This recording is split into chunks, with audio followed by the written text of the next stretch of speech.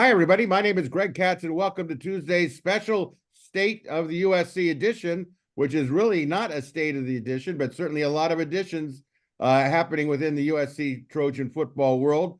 Inside the Trojans Huddle, where we tell it like it is.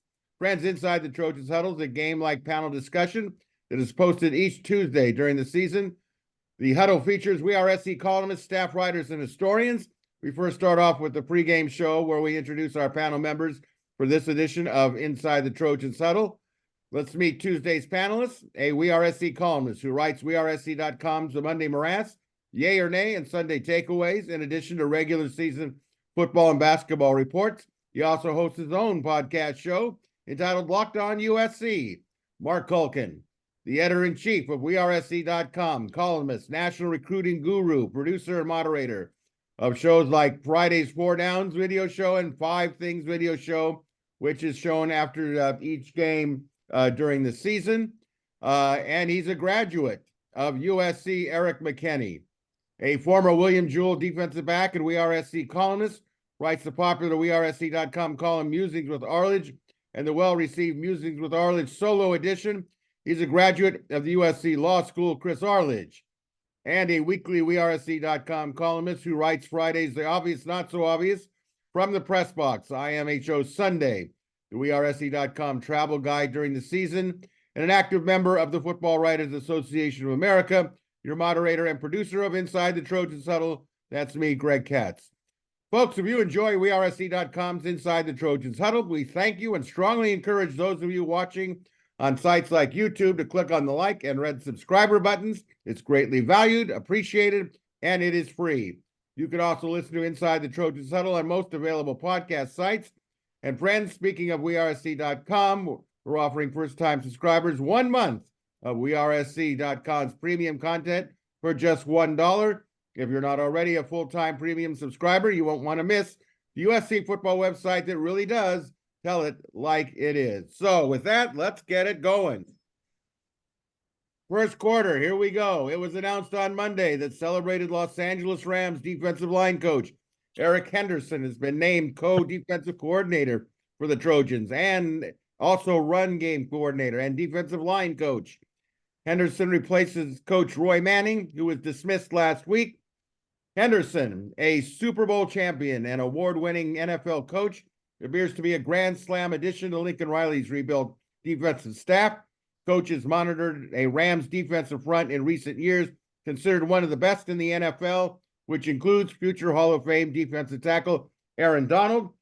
Panel, we open it up with this: your overall perspective on the hiring of Eric Henderson, your thoughts on both his coaching and recruiting value. As always, we lead off with Mark Culkin. Mark, what do you think about this hire? I love it. I mean, the fact that they went out and actually got probably I would say one of the top 3 defensive line coaches in the NFL right now. That speaks volumes. Lincoln Riley said defense was going to be priority number 1 going forward after this season. So he's staying true to his word. And the fact that you went out and you got Eric Henderson, who is for the last 5 years or so, whatever, has been coaching up some dude named Aaron Donald. That's going to give him some credibility. The second I think he's already on campus, but the second he walks through that locker room door, everybody can look at him and say, you know what? He's been coaching up a Hall of Famer. I should probably listen to what he has to say. And the Rams defense, they're strong against the run. And the USC's defense is horrible against the run. So the fact that he emphasizes and focuses on run defense, but also generates sacks and tackles for loss, being able to get after the quarterback. It sounds like Lincoln Riley found the best possible guy out there, whether he's from the college ranks or the NFL ranks. He's young enough that he's going to relate to the college player, to the high school recruit. And that's what Sean McVay talked about. Eric put it in the story, is that the guy he develops relationships. And look, that's going to be part of the recruiting formula. You need to be able to develop relationships. So I don't know if he can recruit. He coached at Texas San Antonio for a year, put a guy into the first round. But other than that, his his accolades are at the NFL level. And now that you've got somebody who's got some real strong bona fides from the NFL on USC staff to go along with Entz from North Dakota State and Doug Belk from the University of Houston and Danton Lynn, your first year, well, at USC defensive coordinator, who has, a history with Eric Henderson.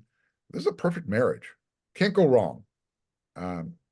If we're scoring this on a scale of 10, 9.5. All right, Eric, you wrote the story. It's up on wearesc.com. You put it up on Monday. I suspect it's still there. People will get I think some real informative information for that. But how did you see it, Eric? I think it's a big hire for a lot of the reasons that Mark said. I'm wary of Mark's thing of you can't go wrong. We've seen USC can go wrong. I mean, we've talked in the offseason, hey, this looks great, and then it turns out that it goes poorly. But all you can do is judge on, did you make the best decision at this time given all the facts that are out there and who's available and not available? And I think this is one of those things where if you're USC and Lincoln Riley, this is not just a guy who was kind of hanging out there, didn't have a spot to go, and okay, let's get him and land him here. They had to go get him and beat out programs in the NFL and in college, some big programs for Eric Henderson. This is not a name, I think, that's well known for college football fans, especially. He's been almost solely in the NFL, and you don't hear a lot of just position coaches in the NFL.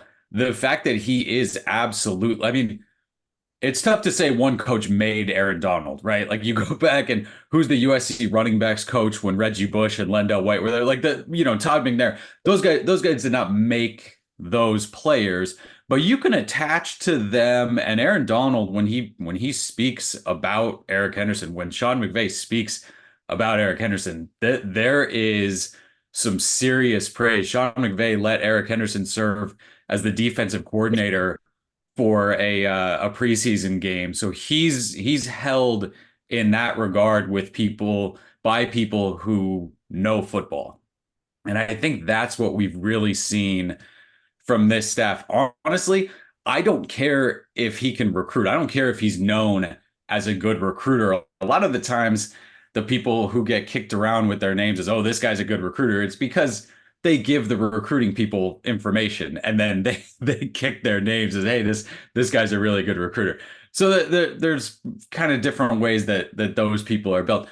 He's from Louisiana. Mark mentioned he's young-ish, 41, so he's not 25, but he's not 65 either. So he is going to relate. He's worked with a lot of players. Bear Alexander actually put something out that said he sent him a message like 3 years ago, just as someone, because defensive linemen know big names in that defensive line world in terms of coaches. So he's well known by those kinds of players, by defensive linemen across the country. So yeah, he's going to be able to show up and recruit well, even if he hasn't had to do it kind of in this recent past. But that's what stands out for me, is that you went out and got a big time coach and someone who probably could have just picked whatever program he wanted to go to if he was looking to make a change this offseason. So again, as we sit here now, not seeing anything on the field, what do you grade this? Like Mark was talking about,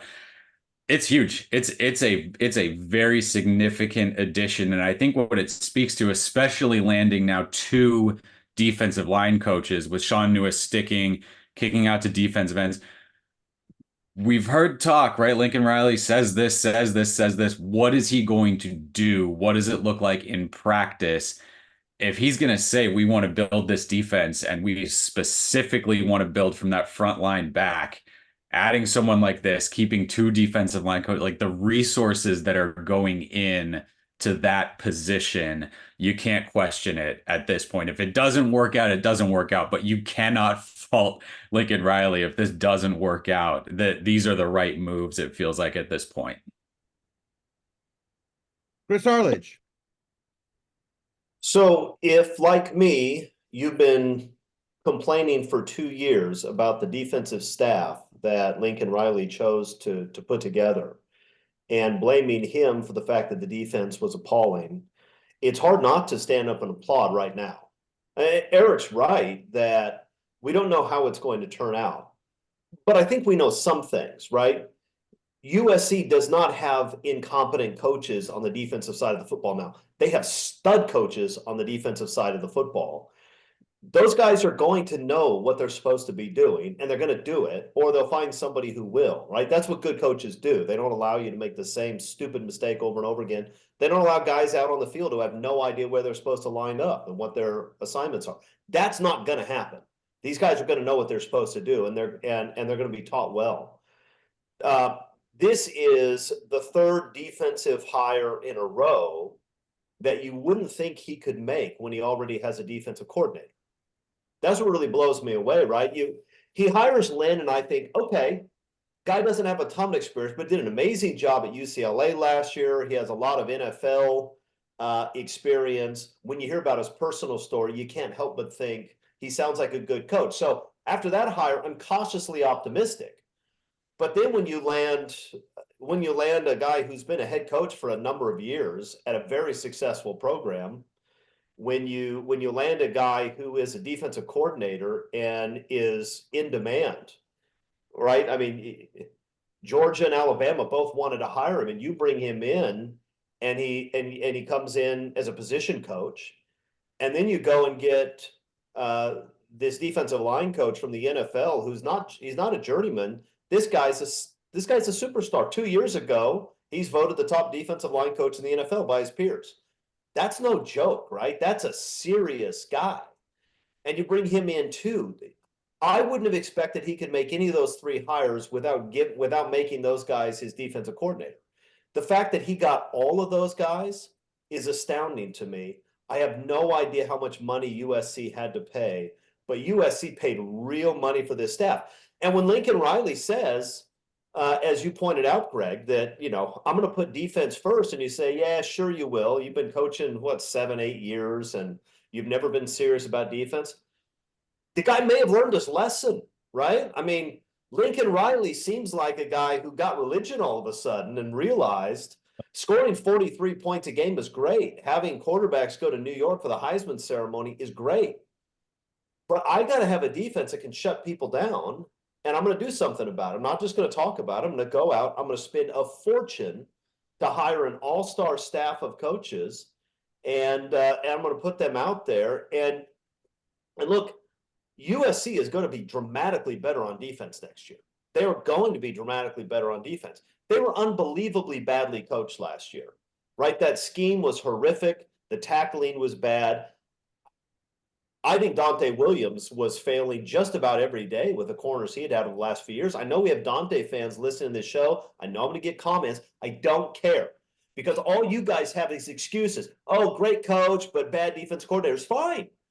But I keep watching corners who don't understand how to play man coverage and can't tackle anybody. That's what I see every game, year after year after year. You have excuses. I have what we see on Saturdays. We're not going to see that anymore. We're not going to see guys who don't understand what they're doing.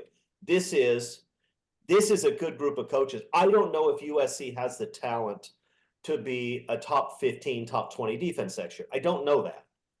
But they're going to be a lot better. And I'm just happy to watch that. I want to watch a defense that isn't embarrassing, right? I want to watch a defense that actually cares about keeping contained and will hit somebody and will fly to the ball. They know where to line up, right? That's what I want to see. And I think we're going to see that. So I'm very excited. Look, Eric Henderson did not create Aaron Donald. He was a unanimous All-American at Pittsburgh, a first-round draft choice, NFL Rookie of the Year, and a Pro Bowler as a rookie before Henderson ever came along. But that doesn't mean that that isn't valuable when it comes to recruiting and when it comes to coaching. Because look, he's spent the last few years with arguably the best defensive tackle to ever play the game.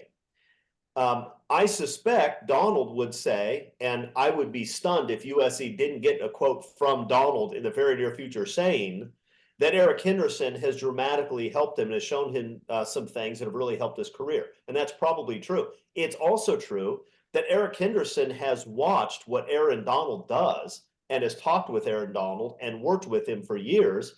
And working with the best guy that's ever done it, you can't help but learn something from that, right? Eric Henderson has no doubt become a better coach working with Aaron Donald too. And if you're a guy like Bear Alexander or a 5-star defensive tackle recruit, what you want is a coach that can say, I know what it takes to be the absolute best in the business, to be a Pro Bowl defensive tackle. I know what it takes. They voted me the top defensive line coach in the NFL. Aaron Donald talks about how much I've helped him. I know what you want to be, and I've worked with those guys. I've coached those guys. I know how to do that for you. That's a pretty compelling sales pitch. So I'm pretty excited about this, which is nice. It's nice to be excited for the first time in like 3 months, but I'm excited because this is a heck of a defensive staff, and I think hires like this and the other 3 on the defensive side of the ball are going to pay huge dividends next year and in the years going forward. The other thing he can do, Chris, is he can call Aaron Donald on the phone and say, hey, you know what? You're like 10 minutes away. Can you come down to USC and talk to these guys for a few minutes? Yeah. It's like Jalen Hurts walking through Howard Jones Field last year. You have that kind of pull now. So yeah, it's significant. You know, I have to say, I am so thrilled about this hire. And I think Lincoln Riley deserves all the credit in the world, along with Jen Cohen, of course, has to okay the financial end of it.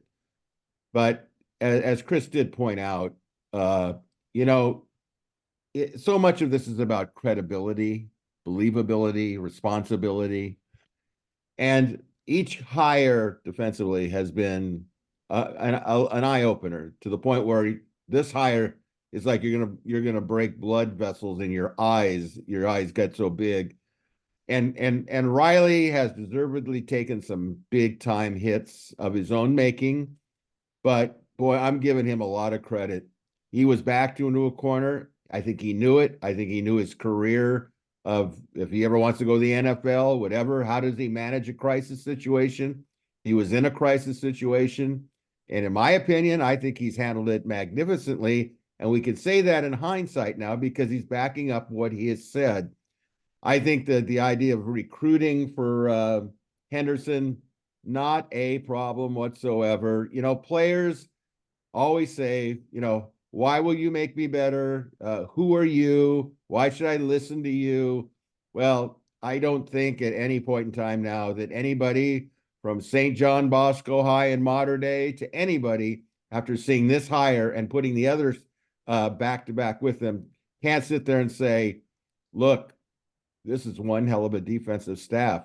What they do next year, I suspect, will be an improvement in a lot of ways. You guys have already mentioned. But more importantly, going forward, what I think, a couple of things. One, I had talked to somebody within the Rams organization, and they had told me that he must be getting a boatload of money. And then I said to myself, okay, you know, more power to SC for doing it. But you look at all these coaches they've hired, they're ambitious, which is a good thing. You know, not, you know, look at Nick Saban, the coaches he's had and where they've gone on to. It's a great benefit. I think that in terms of the way that the collective group is going to just be able to just, you know, hit it out of the ballpark in living rooms, I think that's going to be it. I think the money end of it obviously is taken care of. The commitment end of it is taken care of. And okay, so maybe they don't look like the Pete Carroll defense next year, but the point is you don't have to sell the credibility of these coaches. I think this really is a new beginning, and I think all of us, including myself, have to be patient now and let these guys go out and recruit, watch the progress of it. hope that they can stay as a unit, because I think all these guys want to be head coaches at some point. At least that's my impression. I think the dynamic between Sean Nua and Henderson is going to be interesting. I think that obviously Henderson wants to get defensive coordinator experience, perhaps be a head coach, whether it's college or pro. He was looking at his future. Obviously, I think he's been well compensated in the NFL by the Rams and the success he's had. So, this kind of went beyond just finances. It's career goals. The family dynamic between, the Lynn family, and I say family, including Anthony Lynn, with Henderson. There's just so much to like about this that you just have to remind yourself that when they have a few dips in the game next season on a difficult schedule, that it's okay, that they know what they're doing. And more than, to me, the bottom line to it all is this: these players, it's on them now. It's on them. You can't sit there and say, well, he really doesn't know what he's doing. There's no Dante Williams question marks. Well, he's a great recruiter, but I think all the buts have been eliminated. Those conjunctions are back in the grammar book. So I think it was a grand slam hire. I'm excited about it. I think Trojan fans should be excited about it. And hey, they can go into any living room now. And we all know they need defensive linemen, right? Well, all you have to do is have Sean Nua and Riley and Henderson walk into a living room and say, well, here it is. You want to play for us? And they will forget about the past.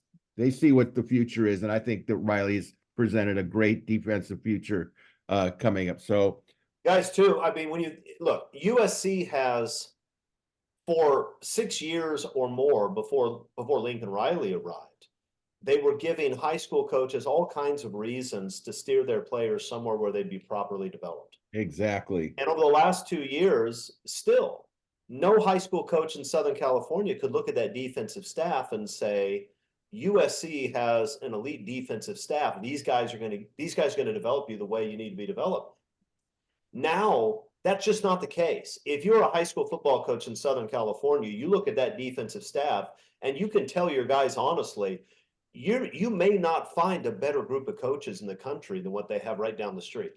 That is enormous. And we still have NIL issues to hammer out and all that. But that right there is enormous because, look, these kids, the superstar players, they want to become All-Americans and they want to win and they want to go play in the NFL. And if you have a group of coaches who, for quite a few years, have not developed people and have put crap product on the field every Saturday, there's no reason why players should come to your school. Right now, Lincoln Riley has given every player on the West Coast a really compelling reason to come play at USC. It's something like 22 years of defensive coordinator experience, 15 years in the NFL, 5 years as a head coach at the college level, just in the defensive additions this offseason. Again, does it work out? Does it work out immediately like USC fans are going to want? We'll see. You can't do much more in one offseason in terms of turning around what the conversation of, do you care about defense? Do you care about actually playing good defense? This is an emphatic statement from Lincoln Riley on that side. Here's the thing, though, for USC fans, it's the bar was so low that you're just going to see improvement, and everybody's going to be excited. If that's the word of the day, excitement. This team, like we said, they don't need to be top 15 or top 20 defense. Get to top 50. That's going to be probably good enough because you're still going to have Lincoln Riley's 40 points per game. Yeah, look, and I think they'll probably be better than that, but there is something to it. Remember, Pete Carroll's first year, that team was 6-6. But you watched them play and you said, you know what? Getting better. I think we're getting better. These guys play hard. I think things are turning around. And I remember after that first year, I met Carroll at Heritage Hall, and I told him, I'm thrilled to have you here. That was a great year. And he looked at me like I was crazy. And I said, yeah, but you didn't watch the years before. I feel good about this. And to some extent, these defensive coaches are in that position. It's been so bad the last at least 3 years, but really longer than that. So bad that yeah, just having guys go out and play competent defense most of the time is going to be pretty exciting. And I think they'll do better than that. But we can talk about that some other day. The hangover. All right. Go ahead, Mark. No, I'm just gonna, the hangover from the Holiday Bowl, just like Chris was talking, seeing the competency, just in tackling, guys lined up in the right spot. And they, even though they still gave up yards, they look good doing it.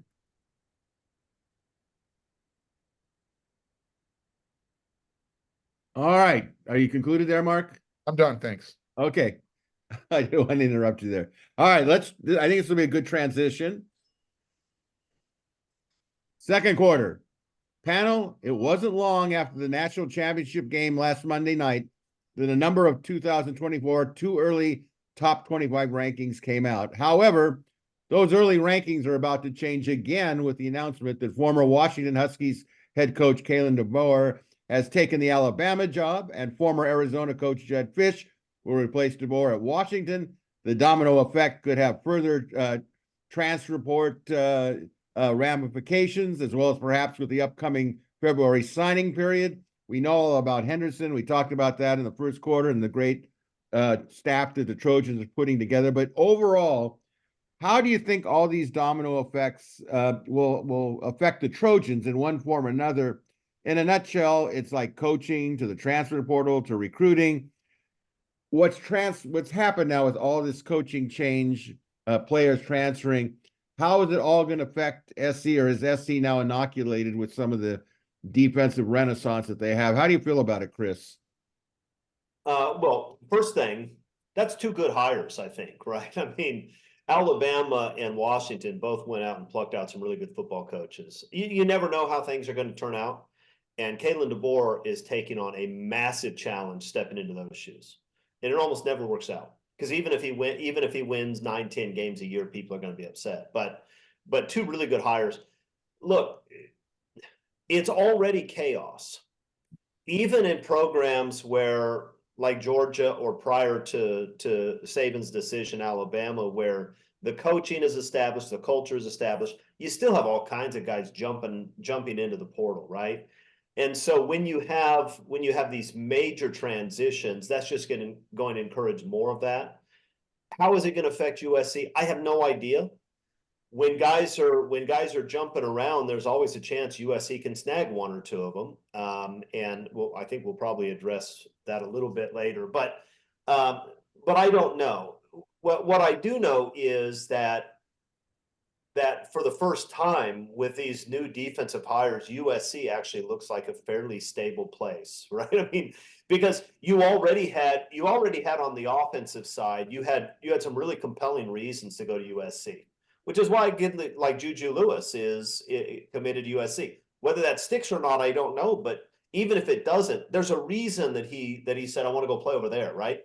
USC has given offensive players a really compelling reason to go. Now they're giving defensive players a really compelling reason to go. And that's going to impact not just high school kids, but these guys in the portal. So yeah, when you have major coaching changes, that encourages even more guys to jump in the portal, and more guys in the portal means it's more guys for USC to potentially snag. So it wouldn't surprise me if there's some impact, but I certainly don't have a guy in mind from Arizona or Alabama or Washington that I think will show up at USC. I have no idea.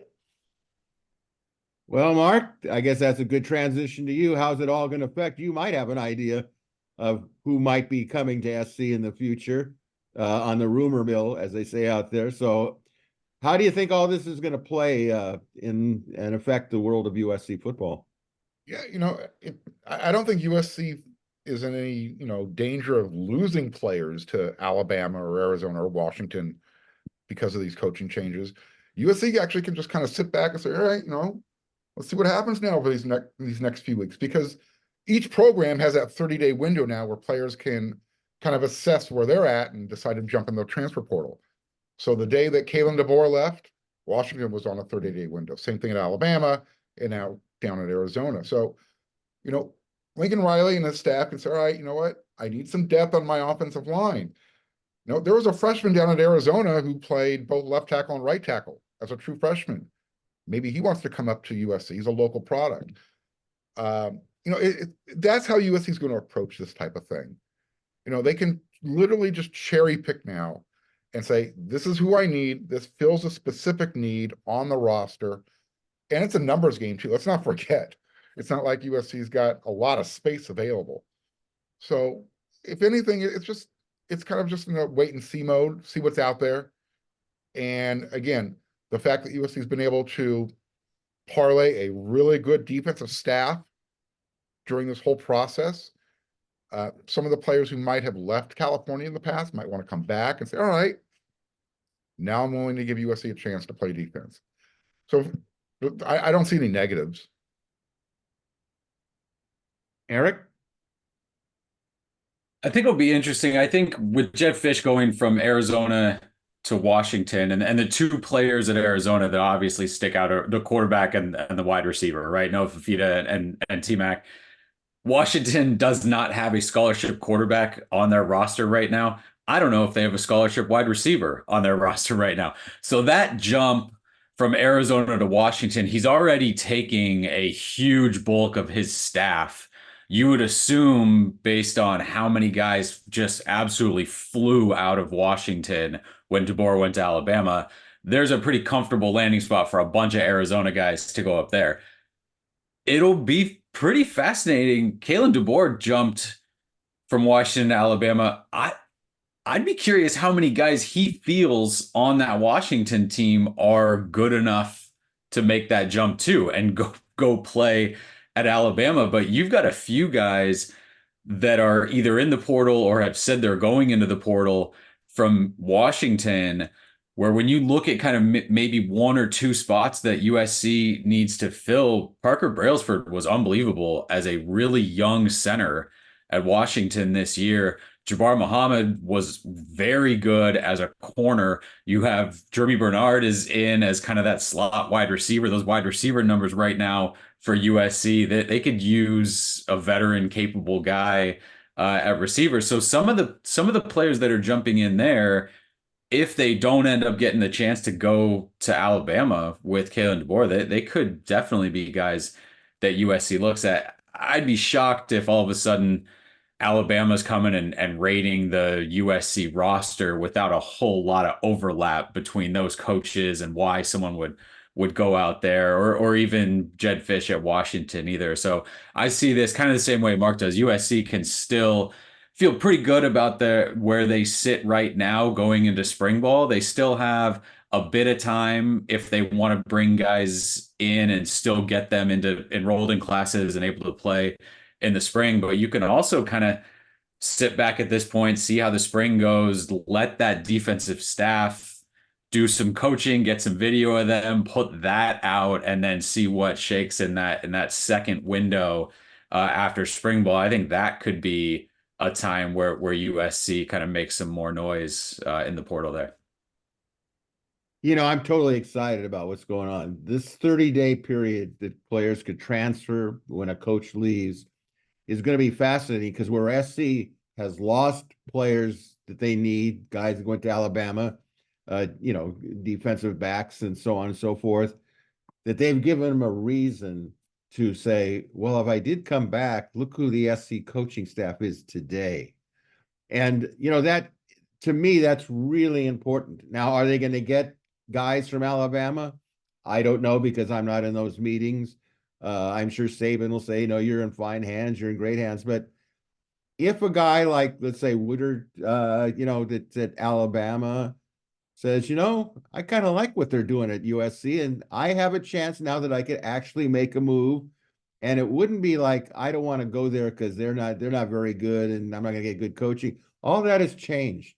In one fell swoop, basically, all that's changed. And I think I think SC's in a position where they don't have any negatives right now. The biggest negative was the defense, the perception, Lincoln Riley's perception, credibility on defense. That's all gone away now in one swoop. Rather than find reasons why you can't go to SC, you can find plenty of reasons, especially on defense, to get in on the ground floor. And I'm sure Lincoln Riley has said, as he said the first time he was hired, you better come to USC and get on the train while it's going. He's got an argument now for that. You better come now, because we only have so many spaces. We have only so many places. And you know what we have to present to you now. And so I think that goes back to credibility. I feel sorry for the Arizona program in general. I really do. Here they got to kind of like the pinnacle of where they've always wanted to be, got the big win over Oklahoma, and all of a sudden, gone, all gone. I'm only disappointed in a way that Washington does need a quarterback and, does need a wide receiver. And, I think honestly, I think the defensive improvement by SC is so massive that it affects offensive recruiting as well, because offensive players are going to sit there and say, yeah, well, we can score 40 points. That'd be great. But can we win a national championship with that horrendous defense? That's not going to be the problem. So a combination of SC doing what they did as of what happened on Monday and what is happening in the transfer portal is going to be just flat out, to me, fascinating. And we'll see how it all plays out. So interesting stuff. Halftime. We talked about Pete Carroll a little bit, so let's talk about him a little bit more. As you all know, former head coach Pete Carroll announced last week that he was mutually stepping down as head coach of the Seattle Seahawks. Pete credited his Seattle success at his time at USC, where he said, at SC, we killed it. And he brought the college coaching philosophy of winning, team organization, and player relationships to the Emerald City. Panel, as we look back at Pete's days at USC, what is his legacy regarding what he accomplished during that time at USC, as he remains today still in the hearts and minds of Trojan fans who would still love him to be part of the university? What does it all mean, Eric? He's either the best or second best USC coach of all time, depending on who you ask or maybe what day it is. And maybe ever, maybe going forward, he'll always be first or second, because it's going to be really difficult for somebody to jump that. And because it's more recent in the minds than having to go back to the McKay days, that feeling that he brought when the team came out of the tunnel, and you knew, right? 45-10 this game before they even showed up, getting off the bus. It was that. And that feeling that he had at the Coliseum, where it really was rocking from the time the game started until the first sack, second sack, turnover, interception, all of that when they got rolling there. That's just a feeling that certainly hasn't been replicated since he left. And again, pretty safe. The idea that he's going to get knocked out of a Mount Rushmore of USC coaches, like three guys jumping him, I don't see it. I think he's constantly going to be in that top four Mount Rushmore USC coaches thing based on what he did. Chris? Please, let's have three coaches jump Pete Carroll on the Mount Rushmore. I am a huge Pete Carroll fan. It's not just the level of success that he had, which only a handful of coaches in the last 30, 40 years in college football have done that. The level of consistency and excellence. There are some, obviously Nick Saban, whose resume surpasses everybody, but a coach like Bobby Bowden, who only won a couple of national titles, but went about 11, 12 years where they finished in the top four every single year. That's sort of Pete wasn't quite that long. I think it was 7 or 8 years, but Eric's right.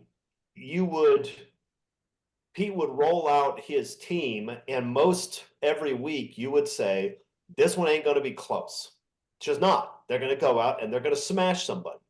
And I'm not talking about a game against Stanford or Oregon State. I mean, you go play a one-loss team from the Big Ten in the Rose Bowl, the Big Ten champions, and before the game, you're saying this one ain't going to be close, and most of the time, it wasn't close. So that level of sustained success is something that doesn't happen very often. But on top of that, the way Pete did it is different. There was a different feel about him and his program.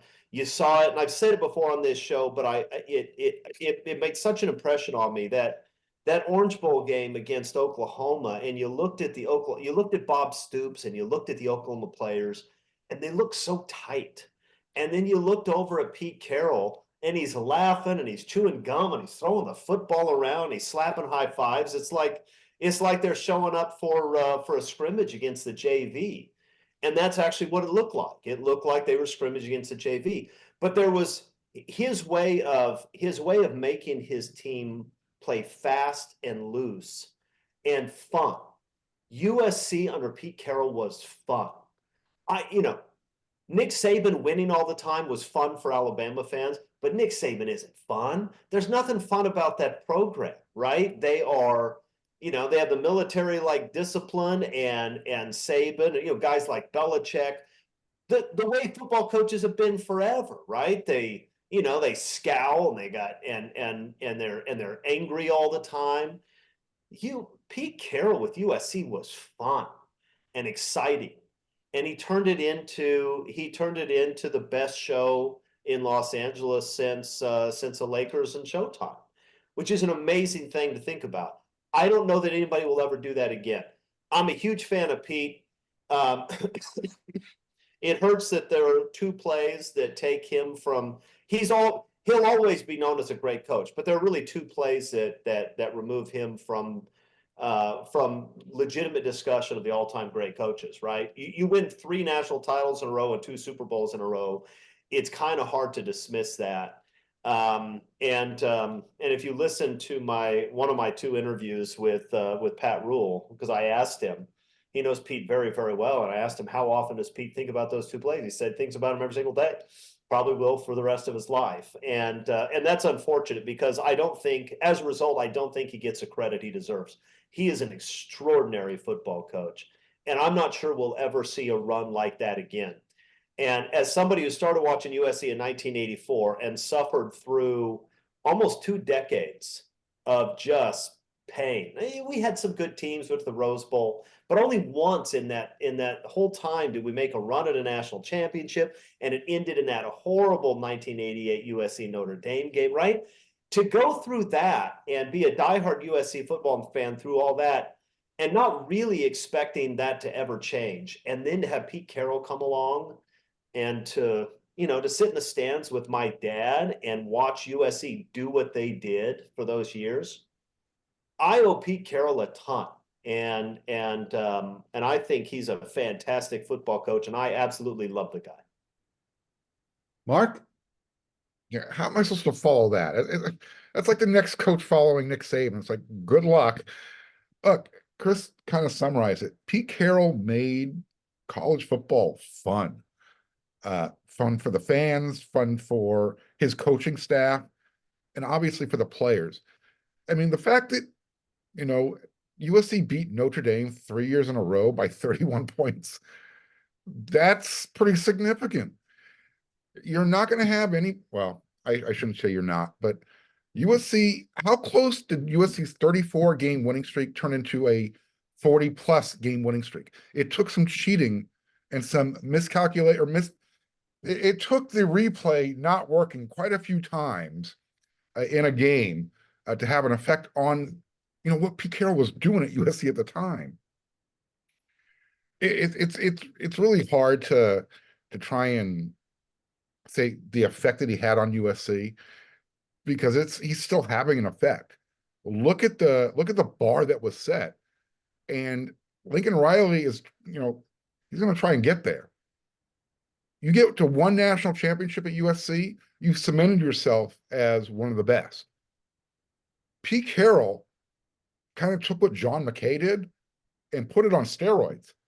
I mean, he had multiple national championships, he had multiple Heisman winners, but he was doing it in the era where you had TV and social media was starting to come into effect. And I can only imagine what Pete Carroll does today with the transfer portal.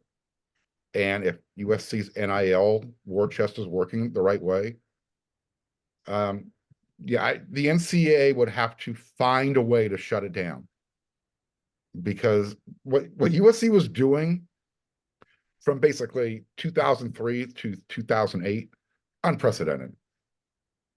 You saw USC football a lot more than the 3 of us combined prior to Pete Carroll, but I don't even think the halcyon days of John McKay equaled what Pete Carroll did. It was just a different vibe. You had 55-24 with USC Notre Dame in 74, but you had that that experience in the Coliseum in 2004 versus Cal, it was, you were able to recreate that type of stuff. And you were doing it on it just felt like on a bigger stage. So yeah, I don't know if Lincoln Riley can do that, but as Chris alluded to, if you get 3 more coaches that are going to push Pete Carroll off of the Mount Rushmore, that's a really good thing for USC in the future. Well, I think Mark bring up a good point, because I am the age that I am, at least I'm still here. I got to live through it all. I've always reached back to the McKay era, and it's a different era because there was no NIL, that even the TV, there's very few teams that actually showed up on television. In those days, it was like the same, like the group of 8. Who most of them are, the Ohio States, Notre Dame, USC, Oklahoma, etc. So they kind of had exclusivity to, you'll be on TV if you come play here. Now everybody's on TV, right? But I think what Pete Carroll did is he was able to do it in a way that punctured a lot of arguments from traditionally old coaches. And it's always been my thing is take a look, people give me this idea, well, he knows what he's doing and you don't know what you're saying. And excuse me, but I go back to something very simple, and it was brought up here. Look, Pete Carroll knew how to take his team and have fun with even in the most stressful situations.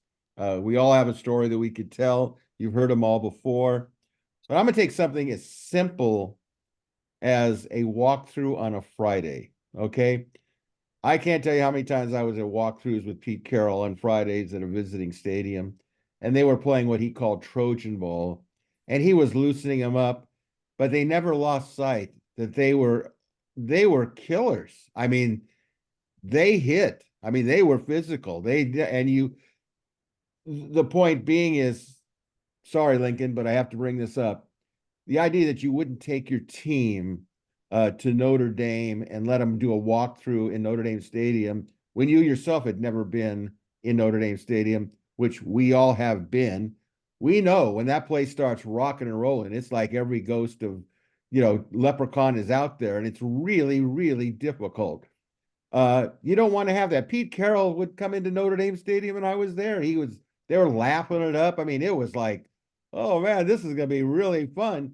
And obviously they performed that way. And when SC played this last time, it was like you could see the panic. All of a sudden, that crowd was into it. They didn't know how to handle it. Notre Dame played a good game, but SC really went into a shell. And then Pete with media, and I know people are sick of me talking about it, but Pete allowed the public in. Okay, Lincoln Riley doesn't want to do that. Okay, but the point is, Pete showed you could do that as public relations and not lose anything to your football program. And when we're comparing, honestly, Pete Carroll's a unique individual. He was not flawless. He left USC kind of in a bad situation to get back to the NFL. You could say it was bad timing. It was the NCAA's fault, yada, yada, yada. But it was not the type of ending that Pete Carroll really wanted to see or anybody else wanted to see. But when you measure up all the things that he left, the measuring sticks, the public relations deal, the fan appeal, the love beyond that. And people say, well, he didn't have the NFL to deal with. There was no NFL teams here. Let me tell you, Pete Carroll was here. It wouldn't have made any difference even today. He would have his own niche. People love college football, and they weren't going to sit there and say, well, the NFL's here. We're going to ignore SC now. But Pete Carroll set a lot of standards. He broke a lot of some traditions are bad traditions. Hey, the guy knew enough to bring back the uniforms, for UCLA and USC to be in their home uniforms. He did things like that matter. And that's the point. He did things that mattered, that still matter today. And look, he shouldn't have gotten rid of Norm Chow. We all know that. Pete probably should have had 3 or 4 more national championships. I contend, and I wrote about this on Sunday's IMA Show Sunday, that if Pete Carroll had remained at SC, they probably, I don't know whether Nick Saban would have been quite the greatest coach of all time that a lot of people say he has. Now he deserves he's definitely in the conversation, but if Pete had stayed at SC, I tell you, the NCAA went to take him down, period. The Southeast Conference, they came to take him down. Look, they imposed rules on USC because Pete Carroll would go into the South during spring and check out prospects in the Southeast Conference in person. So then all of a sudden this rule just happens to show up. Head coaches cannot go out in the spring and attend high school campuses and look around. That was all about Pete Carroll. They had to stop it. And it was a shame, but he set a standard that that's why we're talking about it now. All right, just a reminder, friends, we again strongly encourage those of you watching Inside the Trojans Huddle on sites like YouTube to click on the like and red subscriber buttons. It's greatly valued and appreciated. It's free. You can also listen to Inside the Trojans Huddle on many available podcast sites. Be sure to check out WeAreSC.com and become a premium subscriber. So with that, let's get rolling into the third quarter, the lightning round predictions. Time for the Big Ten lightning round panel. Here we go. The order, Mark, Eric, Chris, and myself. So here we go. Question one, yes or no? With former Washington coach Kalen DeBoer being hired at Alabama, at least one or more Californians from the Crimson Tide recruiting class of 2024 will transfer to USC. Yes or no, Mark? Do I have to say when they're going to transfer? No. Yes. Okay. Eric? That was what I was thinking. Yes, but not in 2024. Okay. Chris? I'm gonna say no in 2024. I'm gonna say, and I think I'm wrong, but I'm gonna say yes because of the way the staff looks now, and it really depends on how much DeBoer can convince on the defensive end that Alabama lost their defensive coordinator as well. So maybe speaking more with my heart on this one. Question two, yes or no? Were you surprised that Oregon head coach Dan Lanning declined potentially being the new Alabama head coach, Mark? No, like I said, you don't want to be the first person to follow Nick Saban. You Eric? just don't be that guy. No, but I think it has more to do with how he's set up at Oregon. Chris? Yeah, I think both guys have compelling reasons why he shouldn't go. When you have that kind of a bankroll at Oregon, following Nick Saban, where if you lose, you go 10-3, everybody wants to run you out of town, strikes me as a bad idea. Yeah, and I put no. Question three, yes or no? Were you surprised that former USC head coach Pete Carroll was fired by the Seattle Seahawks? Although we should say he said it was mutually agreeable, and he tried to persuade the CEOs that he wanted to remain. So yes or no, Mark? Was I surprised? No. It was time for the league. Eric? Yeah, just because it's the name, right? A guy like that, you expect he's going to coach for 50 years and never leave. But you look at the defensive ranks and what was going on there and how it was trending, especially defensively. And no, it's not a surprise that they said we gotta go a different way. Chris? Not surprised. Things have grown stagnant, and if you have to do a rebuild, I don't know that you do a rebuild with a 72-year-old head coach.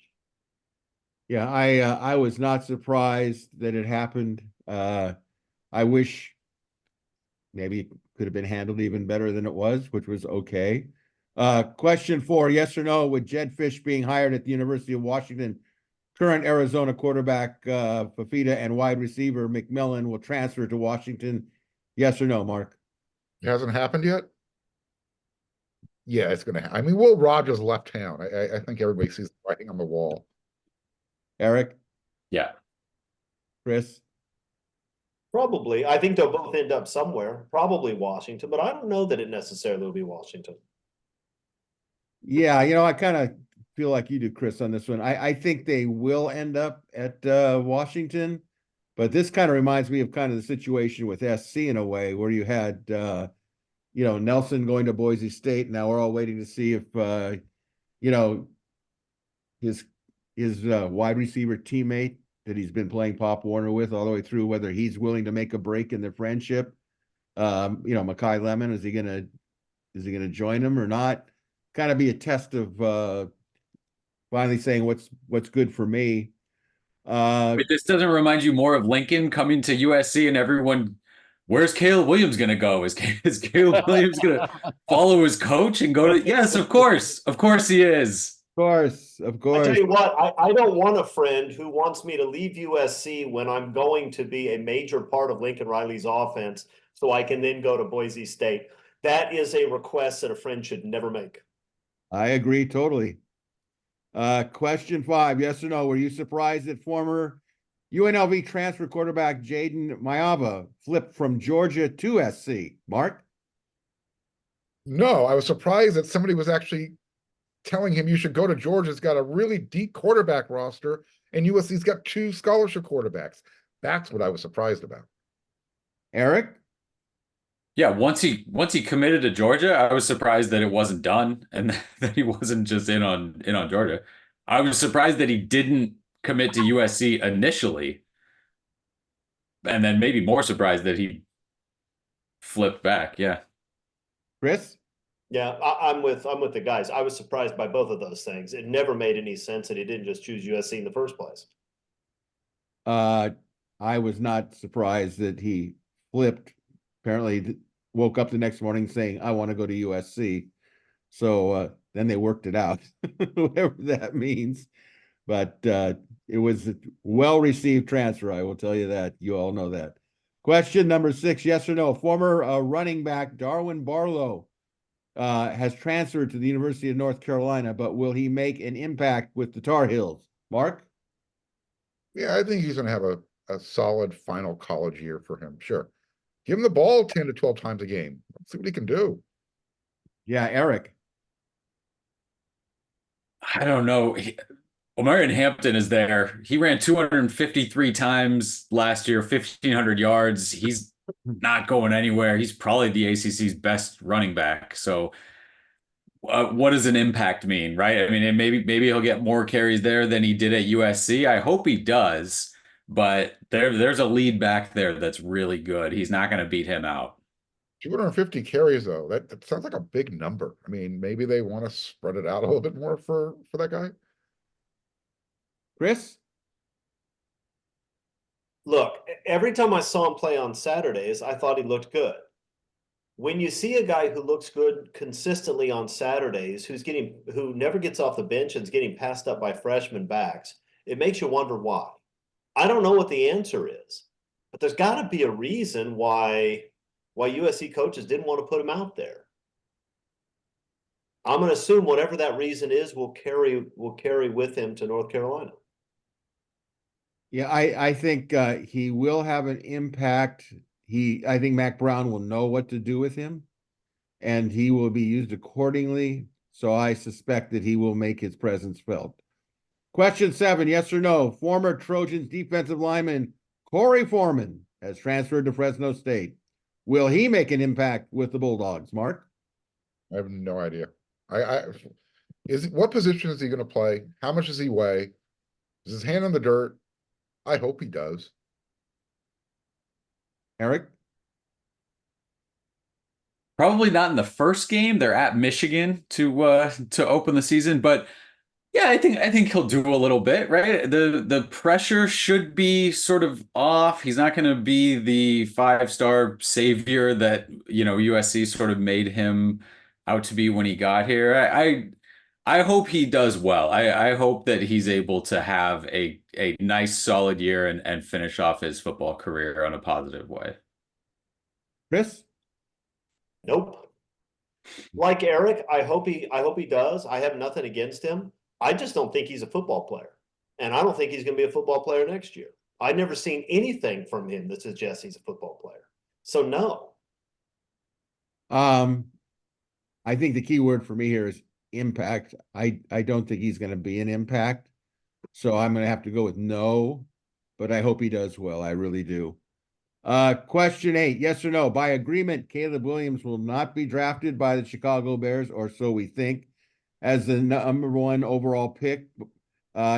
He could end up being with the Washington Commanders of his hometown in Washington, D.C. in April's 2024 draft.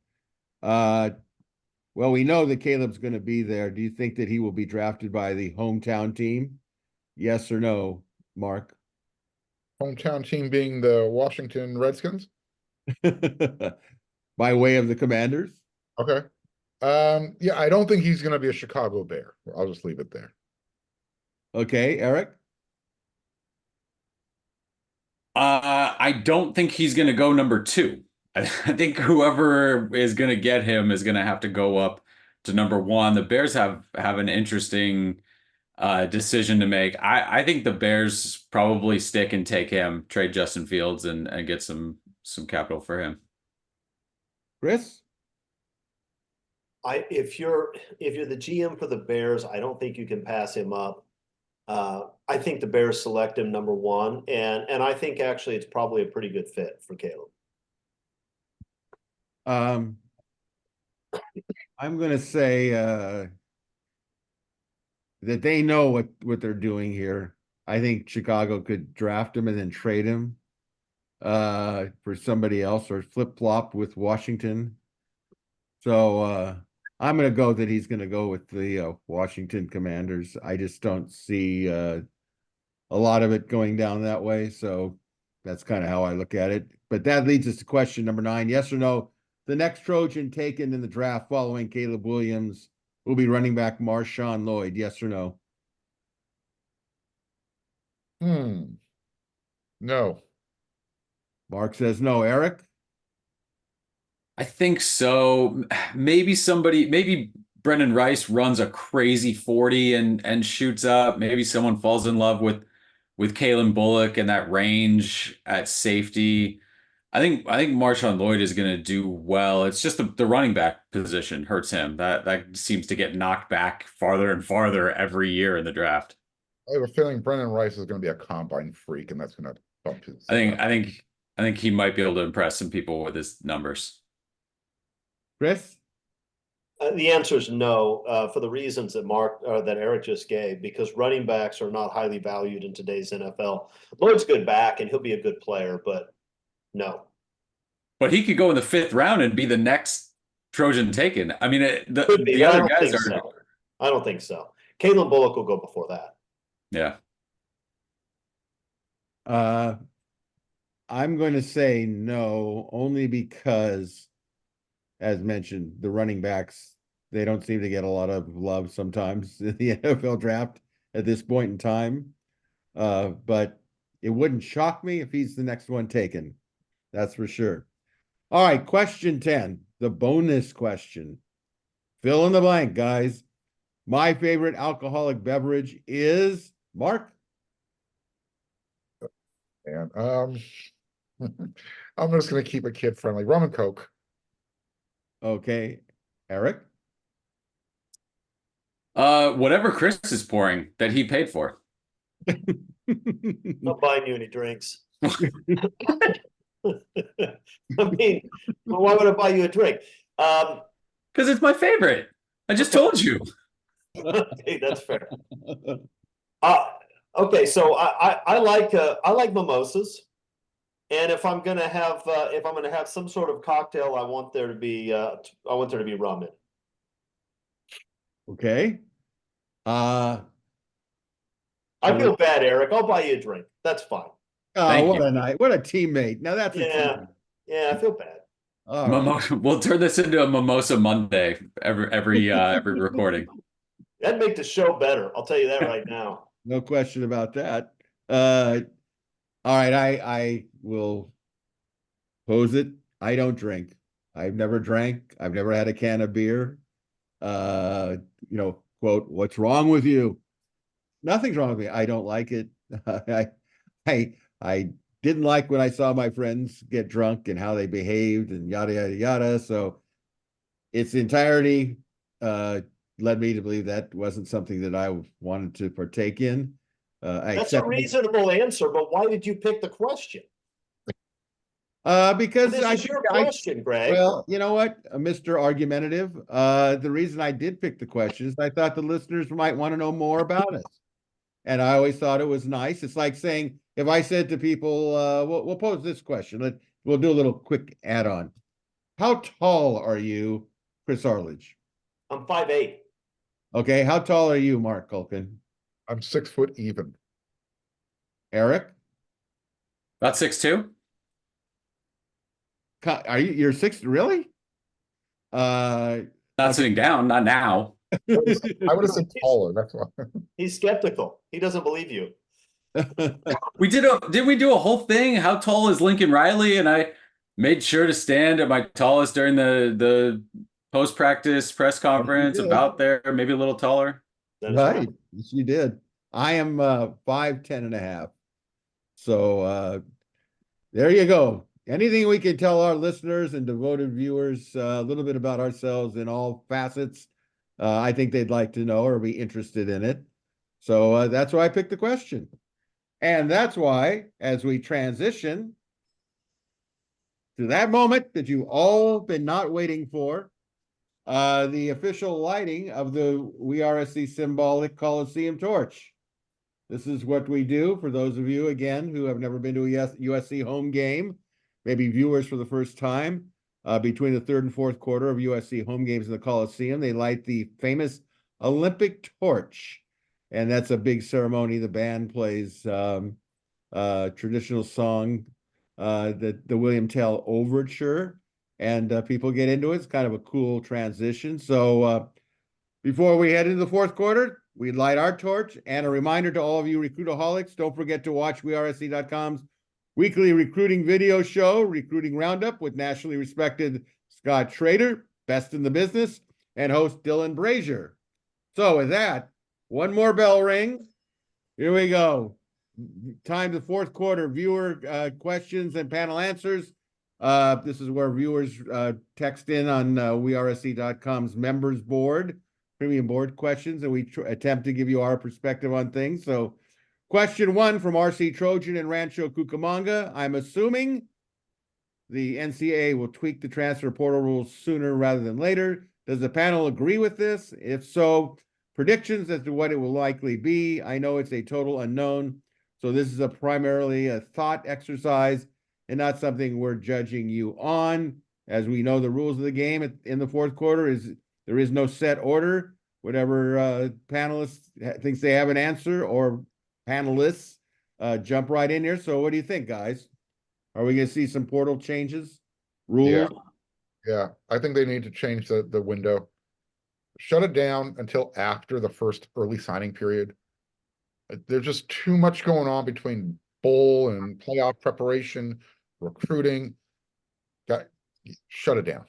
It feels like there's always a reason why it doesn't work in a certain area. I have a hard time seeing a downside to this set, right? The second window, that spring window after spring ball, guys finish that semester. And then once you start kind of going through graduation or finishing the year, that chunk of time, late spring, early summer, there aren't coaching changes going on typically at that point. Everything's kind of there. Yeah, you lose the spring ball that you could get to if you go at this time, but that kind of feels like the trade-off, right? Like you go through all of this chaos, coaches kind of have a sense of what their roster looks like, and then players can go. That May 1st date that you have for the grad transfer, guys, the only issue is if you lose 20 guys at that point, how do you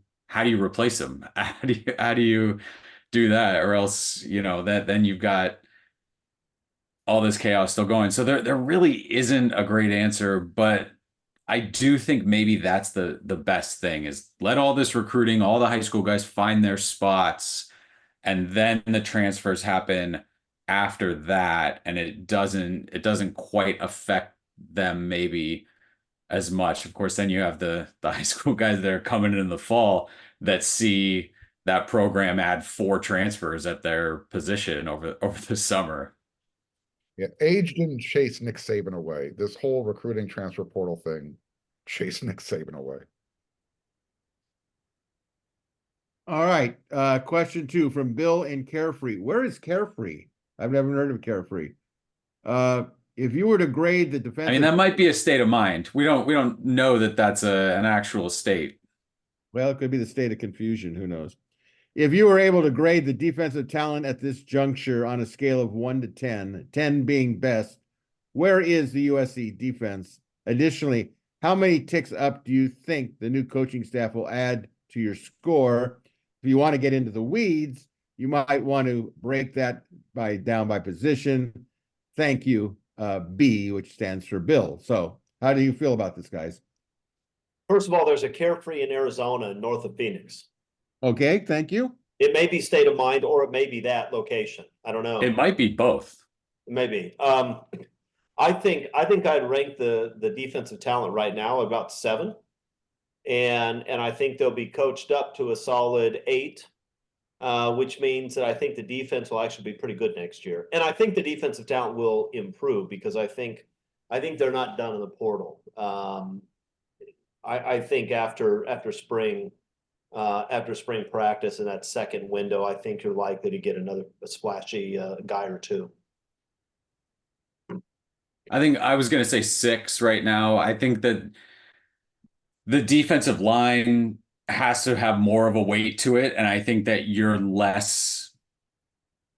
more deficient right there right now in terms of just kind of proven talent and everything across up there. But I'm with Chris. I think the defensive staff raises it 2 numbers. I think you're at an 8 with that defensive staff, and I think you have a chance because that's a grade.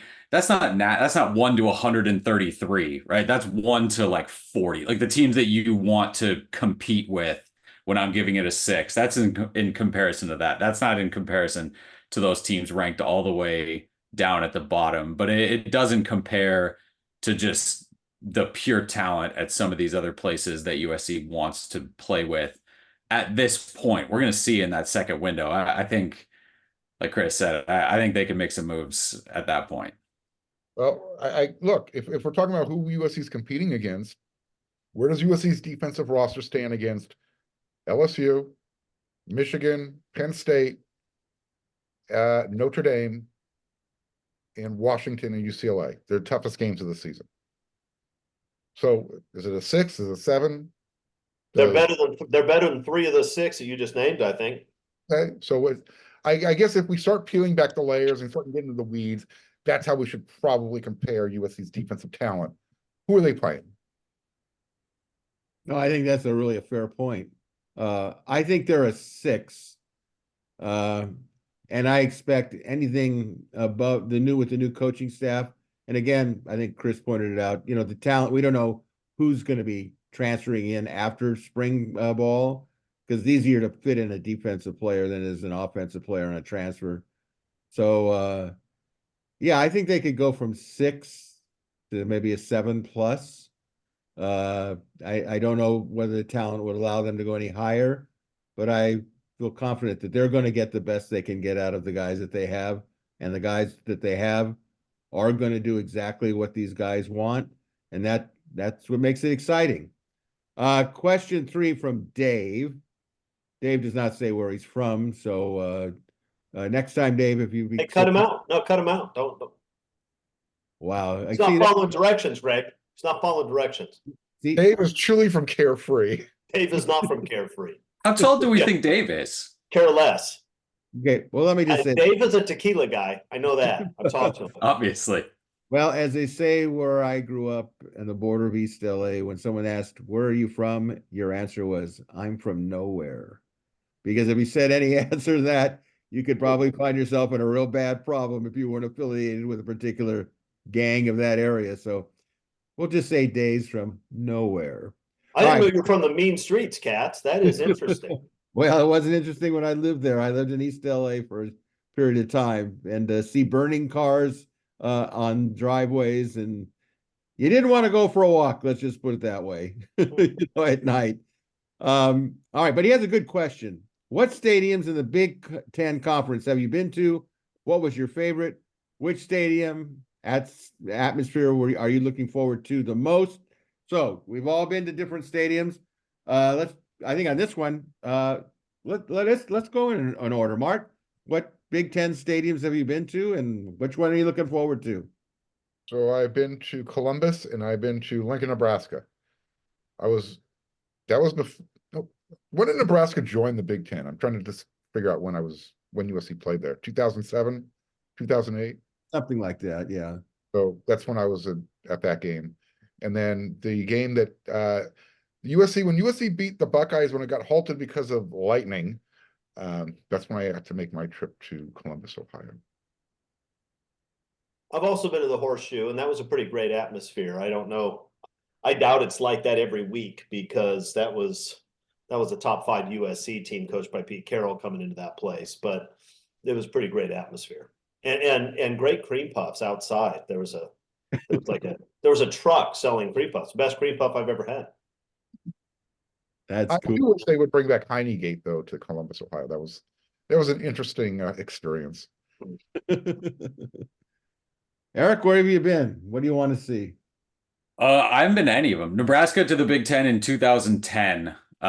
Just to clarify there. No, none of them. So the obvious ones are the obvious ones, but Iowa and Wisconsin, I think, two of the maybe thought to be second tier ones that I'm looking forward to getting to. Well, let's see. I have been to Nebraska. It's exciting for me because you see these cathedrals, if you will, that are so impactful in college football and such great history. Nebraska, when I went there, it was almost like, wow, this is in the middle of nowhere. Why would anyone come to Nebraska to play football? No offense, Nebraska fans, but it really is like, that's it. That's all there is. But the fans were fantastic. They were into it from the very beginning and made it exciting. And I remember being on the sideline in warm up, and I remember Deuce Latui looking around and going, "We are going to kick their ass." And it's like when you hear him say it, it's not like he's coming out of nowhere. Like, okay, but you could see that they were ready to go. Ohio State. I've been to Ohio State the last time, and that was like incredible. I mean, that was like, if you haven't been to the game at Ohio State, you really better have that on your bucket list. Because that was an incredible game to see. I've been to Rutgers. It's kind of like a dump. No offense, Rutgers fans. So that's not another one. I've been to Northwestern to see it. So that was kind of cool. But you can see these stadiums when they're not having a game. You can say, well, this is really cool. But you got to really go to the game actually to experience what it feels like. I think what I'm looking forward to personally, I've been looking forward to this for a long, long time, was seeing a game at Michigan. And I know this is going to be a Michigan team and possibly a lot of transition now that we know that J.J. McCarthy is going to the NFL and we don't know about, Jim Harbaugh, but just the experience of it, to me is like, is going to be kind of thrilling. Although I do want to go to Wisconsin because they tell me it's great. My former wife went to Wisconsin and said that game day there is just a real exciting moment. They're really into it. The fifth quarter, as they call it. So that's a good one. Let's go to question 4 from, now I have to phonetically say this, Win Coop Wildcats 641. Chris will love this question. What happens to Oregon when Phil Knight is gone? I think it will continue to be a third-rate academic institution. There you have it. Any other comments on Phil's departure? They're still going to be backed by Nike. Yeah. Go ahead. I think they will be next. Eric, you nailed it. Division Street, Nike, it's not going anywhere. It's not going to, I mean, he's set this up. He has set this up to run kind of by itself. He's put some really smart people in charge of this. Rosemary St. Clair, Christy Moore, the two that jump out for Division Street, they were high ups at Nike. They understand how to run this business and are crushing it with NIL right now. He's the face, and there's no guarantee that there'll be that same person saying we have to do this, but it's set up to run without him still pretty well going forward, the way they've done NIL at Oregon. It'll be interesting. I don't think that they can replace a Phil Knight because there will be decisions that need to be made that Phil would have to do on the spot. But I think they'll be well positioned, as the panel said, positioned to move on forward in some sort of transition period. Question 5 from Bobby Tee It Up in Rancho Mirage. Panel, with a much stronger defense in 24, we should be returning a lot more punts versus 2023. This may be a rhetorical question. No, the answer is no. The answer is no before you get to it. Wow. Go ahead. No, finish it out. No, because you're doing the Jeopardy thing. You're already pushing the button before the question. I'm out. Lock Greg, me out. I'm gonna do you one better. I'm gonna jump to next week's question and answer session, and I'm gonna answer next week's question about whether USC will hire a special teams coach. They will not. If you want to send in the question, you can, but I'm answering it for you right now. He's not going to do it. He's been very clear about that. And it doesn't, we're not sitting here saying all these people are wrong for asking and that he shouldn't, but the way he sees a special teams using one of the on-field assistant positions for a special teams coach, there's nothing that he has said or done that would make you believe that he's ever going to do it. Now, there's talk kind of constantly about adding another on-field coach from the NCAA, and can those numbers get higher? And he said if that changes, then there's a certain point where you start looking at adding one of those. But he's got roles for all the on-field ones, and he does not see the need for a specific special teams coach to do that. And you look nationally, some teams have success with one. Some teams have one and they're terrible at special teams. Some teams don't have one and are really good. I mean, it is kind of a mix of the players you have and how much they buy in and what your roster looks like and all of that stuff. But that's his thought about it. So don't ask again. No, you can. I mean, the frustration is there, and when it doesn't work, you hear about it a lot. And again, it's understandable, but the idea, I mean, who was the one guy that got complained about the most over the years? John Baxter was at the top of the list. Good point. For people to complain. And there were times where, I mean, the Michael Pittman punt return for a touchdown, like they blocked a bunch of kicks. There were strokes of genius in the special teams there. But in terms of overall, it still sort of fluctuate up and down. And they spent a ton of time practicing special teams when John Baxter was at USC. Yeah, we talked about. Sorry, Mark, go ahead. I was just name the top special teams coach in the NFL by name. Anybody. That's right. You can't. It doesn't matter. You know who the best kicker is. You know who the best returner is. You don't know who the best gunner is. Well, we talked about this a few weeks or maybe even a month or so ago, and we went through the programs that have designated special teams coaches and those that don't, and they're excellent programs in both camps. So, but USC is gonna keep doing it this way. So you can ask all you want. I don't want to dissuade you. We're just going to give you the same answer. No. Well, I will say this: if Pete Carroll, if Lincoln Riley is able to add another coach, I predict it will be a third wide receiver coach. So he has 3 coaches coaching wide receivers. I think you should have one coach for each wide receiver on the roster. If he I didn't can want do to that. say it, but since you mentioned Just it, a personal caddy to carry the gloves and towels for each wide receiver. Absolutely, no question about that. I'm just glad he hired a cornerbacks coach. You see, Bobby Tee It Up. I took another shot, and I know the Dante people are going to be all over me. I don't care. Bobby Tee It Up in Rancho Mirage. Thank you for that question. And did we answer that fully for you? Thank you very much.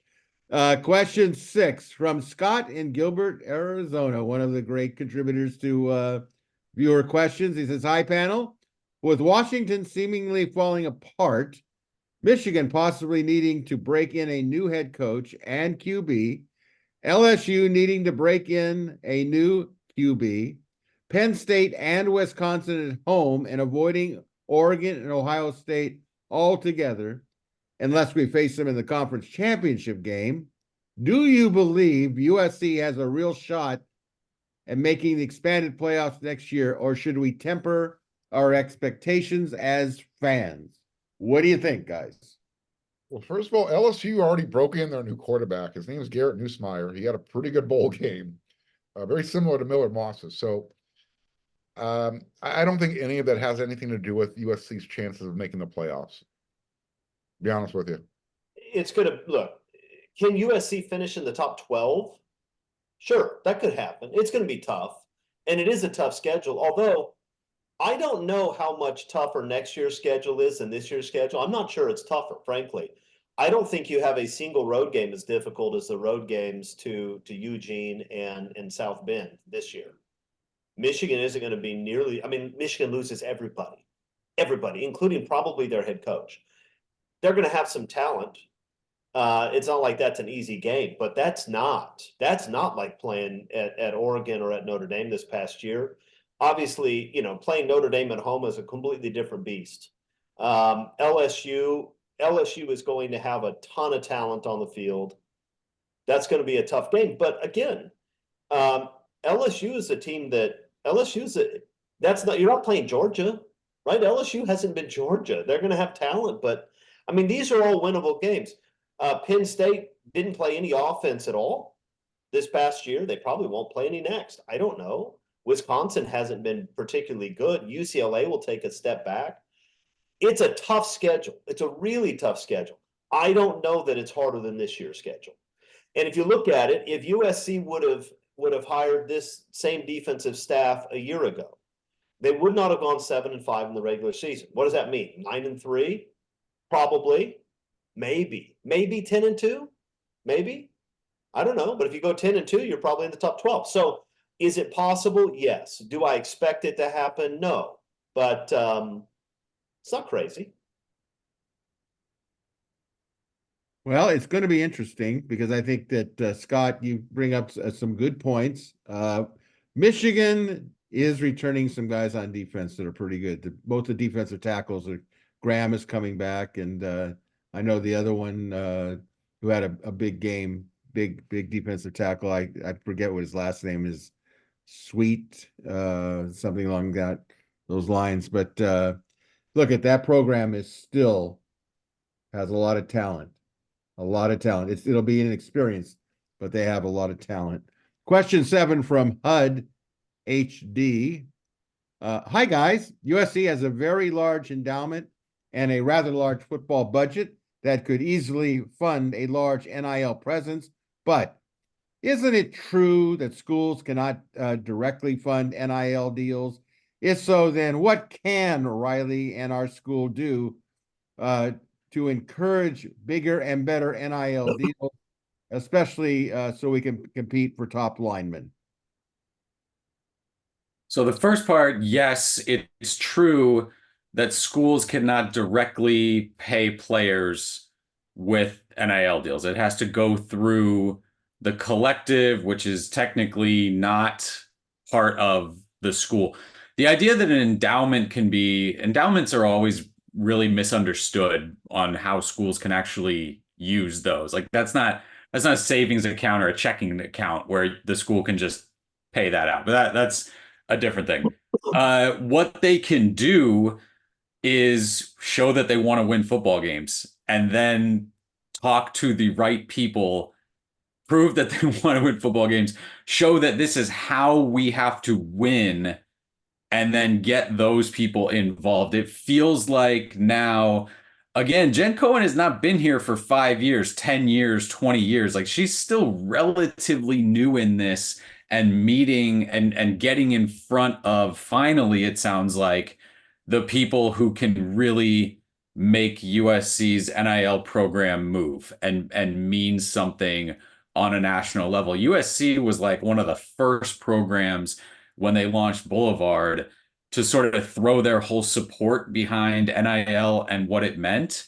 And it didn't do a whole lot because they weren't working in the same arena that all of these other schools were working in on how they attacked it. It seems like USC is doing more now to get bigger dollars coming in to some of these collectives now that can then go to players. And when you're talking about that, you're talking about it illegally, technically, in terms of how the NCAA wants this to go, but how it's being used across the country by any school that is even remotely serious about playing football. So all of that is to say, yes, it feels like things are moving in the right direction in that regard. And it wasn't early. It wasn't. I mean, it just, people wanted to throw stuff like this out, right? USC's got a ton of money. They've got a ton of money. They've got a ton of money. It was the flat out just false statement in terms of looking at what schools were devoting, and I say schools, but I mean collectives and behind the school, who was devoting the most money towards this, towards players, towards retention, all of that. USC was not in that mix. They just were not. And it feels like now more and more it's getting towards that. I don't know where they are right now. I don't know if they can say we're Oregon and we're A&M and we're Miami. But they're getting to a better spot than it's been over the past few years. Going once, going twice. Question 8, final question from SC Fan in Florida. Panel, with the Trojans being over the 85-player roster, how will the Trojans get down to the limit without Lincoln Riley and or the Trojans getting torched by the media for eliminating, in parentheses here, for eliminating scholarship players? At what position group or groups do you think take the biggest hits in the player reduction numbers? Thanks for your comments. Always enjoy the show. And we say thank you, SC Fan in Florida, for participating. So, panel, what do you think of this question here? Getting down to 85 is easy. You show guys the depth chart and you show them that they're 4th or 5th on it and they'll leave. That's the easiest thing in the world. So nobody torches coaches for that anymore. Like that's not, it's different than you heard those stories, right? You'd get a call on signing day holding your NIL or NLI ready to sign it in, and the coach saying, don't bother, we don't have a spot for you anymore. That's when coaches would get torched. This is not that anymore. This is expected every year. You got guys that just disappear from the roster. There was a time when you used the term being processed and you were looked about, and that was frowned upon. Now coaches are expected to process players because you've got to make the roster better than it was 2 weeks before. And if that means, a cornerback from Alabama becomes available and you've got somebody on your roster, you know what? You're not going to play this year. You're going to get asked to move aside. Welcome to the NFL without being in the NFL. That's what it's all turning into. So you're just going to have to, if we're going to pay players, then you're responsible for earning your keep, in my opinion. All right. A reminder, if you have a question or comments for our panel, go to the WeAreSC members message board. Click on the thread that pertains to Inside the Trojans Huddle, viewer or listener questions. Overtime. Here we go. A quick look at this one because it could get interesting. Panel, if current Michigan coach Jim Harbaugh takes the Los Angeles Chargers job, how will that directly or indirectly affect the USC football program and Lincoln Riley? Chris, any effect whatsoever if he takes the job? Sure. I mean, it affects everybody in the Big Ten if Michigan takes a step back. And we don't know if they will, but they probably will, because it's rare for coaches to be able to keep a program at the level that Michigan's been at the last few years. And it's rare at Michigan. You look at Michigan is a blue blood. It's a great program. This is not a shot at Michigan, But it's like Notre Dame or USC or others. You have coaches that are wildly successful, and then you have a bunch of other coaches that, win 8, 9 games a season. And Michigan's had a lot of 4 or 5 loss teams over the last 25 years, a lot. And they had a couple of failed coaches before Harbaugh came along, and it took him quite a while to get things going. So Harbaugh leaving could have a significant impact on the entire conference. If they're not a superpower, and they probably won't be unless they get lucky with their next hire, that makes it easier for USC and Ohio State and Oregon and everybody else. Mark? Yeah, I mean, first thing you're thinking is, all right, is it going to come take any of USC's defensive coaches and put them on that staff? But everything we talked about, how does what's the domino effect in the big conference? You got 18 teams in there now. Where does Michigan all of a sudden fall into the rank and file? Because you're not just replacing, the majority of your starters, you're now replacing your head coach and probably the majority of the staff as well. So they're going to take steps back. I can't see it as a positive. Not unless Nick. Go ahead, Mark. No, unless Nick Saban or Pete Carroll is going to, jumpstart that program again. Doesn't help. Eric? I think, like Mark kind of alluded to, the faster this all ends, the coaches moving and all of that stuff, the better you'll feel when you like your coaching staff, when you like what's come together. You don't want there to be movement because your guys are going to get approached. And the idea that, well, it's been announced, it's final. We've seen this offseason, 4 days, 5 days, 6 days after extensions are signed, people are leaving. There just is there's no, you hear, okay, this deal is going to get done. It's going to get announced today.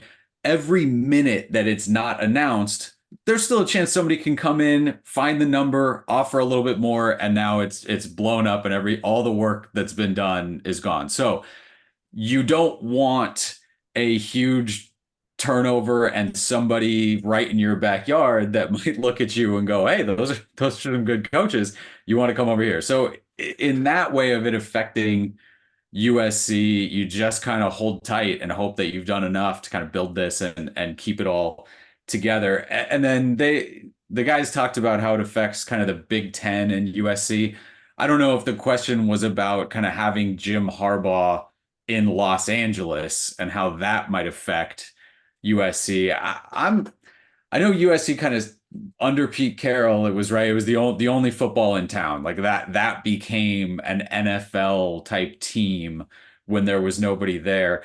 I don't know if, let's say, he comes and the Chargers are successful like the Rams had been the last few years. I don't know if it negatively affects USC. I think kind of football fever in Los Angeles potentially kind of, raises all boats if there's that kind of success in the NFL too. So I think him leaving Michigan for anywhere helps USC because that guy is a psycho, but that guy is a good football coach and he can build programs clearly at that level.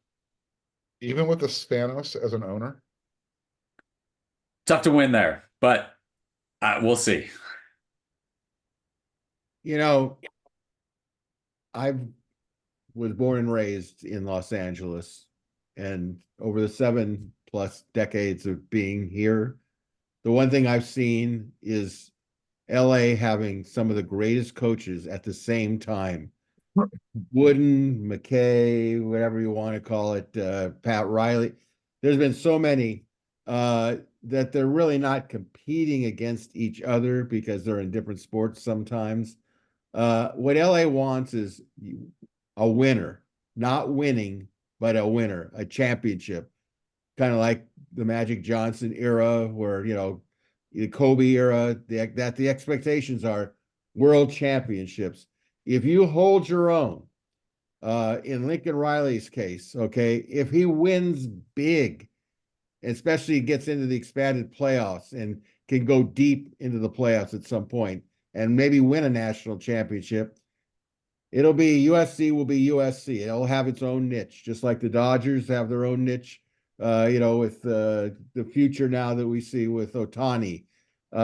Every sport here is unto itself, but I will say this: if you don't win, people will move on to the next sport. You become irrelevant, and that's worse. That's worse. I mean, if you look at the Dodgers, boy, they could average maybe 48 to 50,000 people a night. The fans will support it. They'll support if you win. Harbaugh will be a really interesting character if he comes to the Chargers, and they will become more relevant than they've been since they came from San Diego.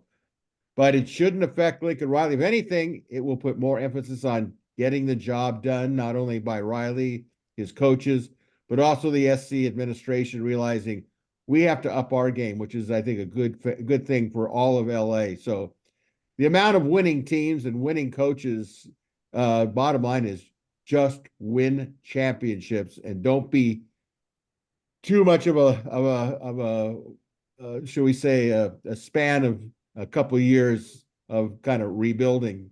LA doesn't like rebuilding. They never have, and I don't think they ever will. So again, if you've enjoyed Inside the Trojans Huddle, please click on the like and red subscriber buttons. We greatly appreciate your support. Be sure to check out WeAreSC.com. Become a premium subscriber. That'll do it for Tuesday's edition of Inside the Trojans Huddle. A big thank you again to our panelists. They're all part of WeAreSC.com. Read their stuff, listen to their stuff. They're all really good, all really smart, know their stuff. And a special big thank you to all of you for watching or listening to Inside the Trojans Huddle. Have a great week and weekend. So until next Tuesday, on behalf of WeAreSC Trojans and the WeAreSC Trojans Huddle panel, this is your moderator, Greg Katz, saying, fight on, everybody.